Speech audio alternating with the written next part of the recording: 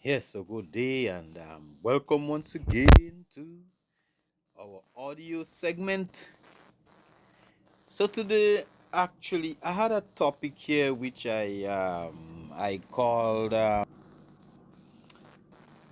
just leave out carnival, But thinking about it, I realized that there are more to what I want to say, you know, um, than just the carnival that most Negro people celebrate annually.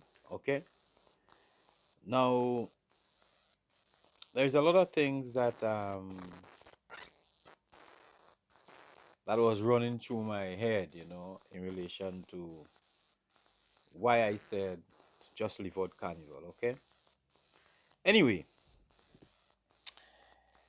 let me read firstly a a part of the scripture here for you, and it is Deuteronomy 28:68, and it reads, "And the Father shall bring thee into Egypt again with ships, by the way whereof I spake unto thee, thou shalt see it no more again.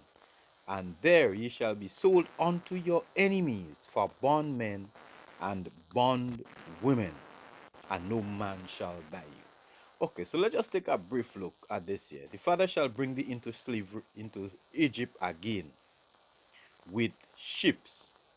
Now, what that actually tells you is that the people who are being spoken to were in Egypt, in bondage. And here we are, the same people will be going back to Egypt, but this time they are going with ships. Now, first of all, you have to know that Egypt is a real place, like a country, where slaves were being kept. Now, after the slaves went out of Egypt, okay, our Elohim said that he will bring you back, uh, our people back. Let me bring it, make it personal now. Bring us back into Egypt. But this time, we're going by ships. Now, if you read further on, you hear? You read that by the way whereof I spake unto thee, thou shalt see it no more again. So that means he's saying right there now, okay, I'm speaking to you now. You come from Egypt. You walk from Egypt because they were walking when Moses bring the children out of Egypt. If you recall, they were walking, they were on feet. You understand? They were on foot. They were in the wilderness. So what the scripture is actually saying here is that the way you come out of Egypt, because you remember he spoke to the children of Israel in the wilderness. He said, by the way whereof I spake unto thee. Meaning that the way I'm speaking to you now, the place I'm speaking to you now, right? Thou shalt see it no more again. Why? Because he's taking you across the ocean now. He is bringing you across the sea. You see? So this time you'll be going back into Egypt, which Egypt symbolically means slavery, a bondage. For our people, when we hear Egypt, it means bondage. Because when our people were in slavery in Egypt, that was a big thing. That was a universal thing. That was a very big mark. You understand? For our people being in bondage for over 400 years in slavery in Egypt. That was unheard of. You understand? So what he's saying here now, that he will bring you or us back into Egypt again. But this time we're going by ship because our head too hard. And it would not be like going back in Egypt by foot or coming out in Egypt by foot anymore. You understand what I'm saying? We have to be aware of that. Okay?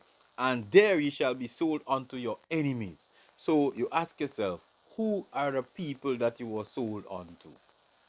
Right? Who are the people? You were sold unto those people, right? As bondmen, that is slave men, men in slavery, and bond women, women in slavery and bondage, right? Bondage, men and women in bondage, and no man shall be able to save you. At that point, we know that there is nobody will be that I mean would be able to come and rescue you. There will be no Moses coming and rescue you or anything of the sort. There is no Joshua coming and carry you anywhere. You understand what I'm saying? So no man will be able to save you from that bondage. Okay? Now, the only person or the only being is our Father who would be able to rescue. After um, we find out who our Elohim is again, because it seems as though like we really forgot. You understand? We start worshiping Him the way we should. He is the only one that will be able to save us, and there He will gather us from the four corners of the earth into His arms. That's the only way. Anybody who come and tell you there is another way, they lie. That won't happen. Okay? Now, the other thing we want to touch on. Now, we have been in bondage basically, let's say, for roughly around 400 years right now. Now, most people think that we were, well, free from slavery sometime in maybe 1835, 65, somewhere whereabouts. But anyway, people are actually celebrating every year their freedom from slavery. So, for example, like this year, people are saying that they are celebrating 181 years or so from slavery. Now, who tell you that you are from slavery? You are not from slavery. But anyway, we will touch on that in a moment. Okay? Now, so everybody are saying that we are celebrating like freedom from slavery. But how is it that we are not in bondage, but then we are still in captivity in so many different ways? Okay, typical example. Let us start. For example, I ask a few people, okay, tell me about the origin of carnival that usually happen in our community, right? Okay, most of them said, well, it come from slavery because most of the time it's like the slave masters will give us a period of time in revelry so we could dance and we could beat drums and we could mamagai ourselves. In other words, we could make mass, and sometimes we like give pecan and stuff like that, which only the slaves could understand, but it's poking joke at the slave master. Okay, so you put on this costume, you have a 2 day respite from all your labors and stuff like that. And after that, then you have Lent, where you don't eat meat and whatever you don't do according to the Catholic uh religion. Okay, so on top of that, what we have to also recall is that we had these people that are slave masters that did the same thing, like they are basically the so-called Jewish people. You understand? They are not the chosen people of our Elohim anyway. So they were like the slave owners also. So they had a part in this because they support anything once it is beneficial to them, right? Right. So it is just said that the slaves will usually use the opportunity to throw pick on the masters without they being aware. So it was humor among the slaves basically. Now, now people are saying no, that they are celebrating how many years, 181 years of freedom from slavery. But think about it. Why do we still celebrating Carnival? That was basically given to them. Carnival wasn't originally our thing. You understand? So why do we celebrate carnival that was given in slavery? Because that was a part of a slave activity, to give a 2 day respite to the slave based on my little research and stuff like that. Most people might have different ideas where it come from. So just say it, and let us have the conversation moving. Okay. So in my view, if it is part of slavery, why not just drop it? Why not leave the slave behavior behind? Okay, why not find our own culture, which is there? We learn to eat pork and a whole set of nasty stuff in slavery, right? That is not of our people. We learn behaviors that's abominable, right? In the sight of our Elohim, in the sight of Yah, we get involved in the very things that lead us into slavery. And even today, we glorify all these wickedness we learn from our enemies. You understand? We glorify all that. So why is it that we are still doing the same things that we learned in slavery? The same things they used to turn us away from our Elohim. Why is it that we are still promoting it up to this day? You understand? So I'm asking. So how come you are free when all your behaviors come out of slavery? The way you hate and betray your brothers and sisters and the people who is supposed to be your people, the way you are hooked, and I mean you are slaves to alcohol, you are slaves to drugs, you are slaves to cigarettes and drunkenness, debauchery, nakedness, whoredom, all form of wickedness, worshiping and bowing before idols, dedicating your whole life, hunting and killing yourselves and your fellow men to achieve material things, dead things. You understand? Making money and things, your Elohim of choice. So how come you're doing all these things? You learn in slavery to celebrate freedom from slavery. Then who are you people? You understand? That's what I'm thinking. I'm thinking that okay, they used to parade our women like naked in front of all those we call our enemies, the people that have us in slavery. They have our women parading naked in front of them. You understand? As showpieces, making mockery of them. Okay? And then you people are doing the very same thing up to today. You know, even in your carnival, you have no respect for yourself. You know, you parade yourself all naked just the way the slave masters used to be having you. So how come you celebrating freedom? Freedom from what? You are still in bondage. Win, lose, or draw, you are in slavery. You know, so what is happening now? You are using your slavery as a freedom. That is delusion. You understand? You are thinking you are free, but you are actually not free because you are doing the very same things that you do or what your ancestors did in slavery. You understand? You are still doing the things like if somebody is light skin and fair skin, you look at them as if they are more pretty and more good looking than a dark skinned person. Most of you, if you have to give somebody a job, you prefer give a foreigner, you understand, somebody that is not of your race a job before you give your own people.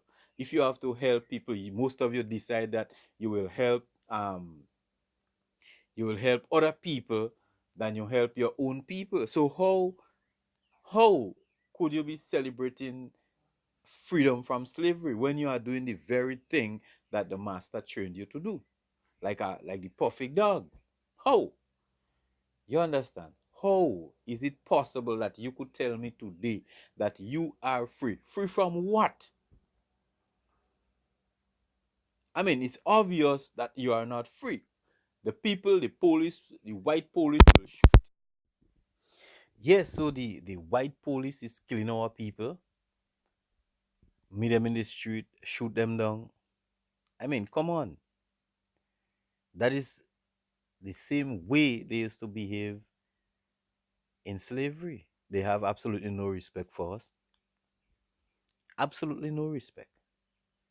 Okay, so how could all these things be going on and they still have you celebrating freedom? You are not free. You are not free at all. You know, you might say that okay, well, you're free to achieve your your your certain goals, you know. You are free to attain a lot of money, you are free to build houses. Man, that is what they give you. You see, they give you a mind, you know, and a kind of training that you will pursue those things.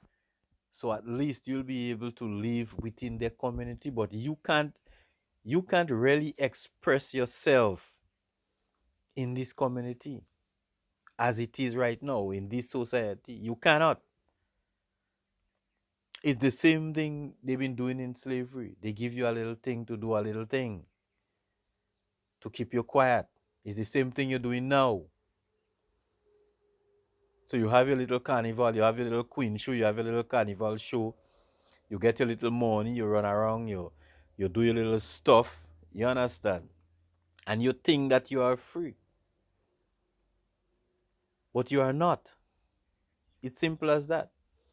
You are not free.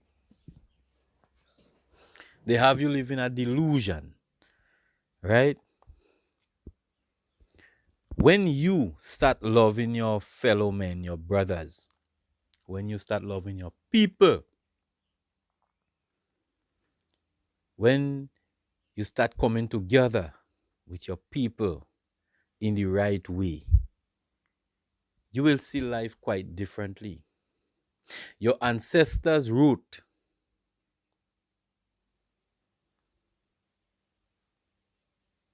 the root for us who are in existence right now, we have to love one another. We must. Yahushua said, I give you a new commandment. Love each other. If you love each other, the rest of the world will know you are my people. We have to love each other. That's the key. That's the key. You see, the key to our freedom is us being together. It's us loving each other. But until the time comes, you could never be free.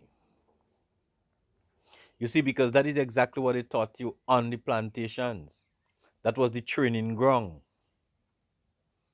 The training ground for how you're behaving right now. On the plantation, they taught you to compete and fight against each other and don't compete against Massa. Massa was on top of the food chain. And he have you and your rest of your people, our people, fighting for a little piece of pig meat on the ground. That is exactly what you all are doing right now at this moment. Fighting for the little piece of meat that was thrown out to you. The little piece of meat could come in the form of some house. The little piece of meat could come in the form of $1 billion if it's absolutely necessary. Who cares? The point is, once you all don't get together, once you all don't love each other and don't unite, it's all good with the massa. Because once you all don't unite, once we don't have this love within us, the master will always win. Because they know where our strength lies. And our strength lies in unity. You understand? When when our people, our ancestors shouted and make some noise around the walls of Jericho, it come down. That is a typical lesson in unity. Our people did that. So in everything they do, these our enemies, the same people that had us as born men and have us as born men and born women, they know that if we unite, the kingdom done. So they will do all within their power to keep us separated. Yes, they will do all within their power to keep us separated and have you fighting for the little piece of meat. Having us fighting to say, oh, I want a white woman to marry. Having our people fighting, oh, well, I want a white man. Yeah. But they don't want us to settle down and think soberly because the system set up all in their favor. Take a look at how our countries does be running. The countries that are run by former slaves. You understand? Most of the people go out there in the land of the our enemies, and they learn whatever they learn. They comes back, you know, and instead of they use like a reverse education based on the education they learn, they come with the raw education what they taught them, and come to rule their own people. As a result of that,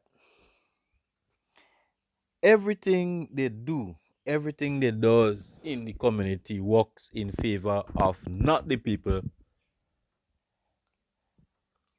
but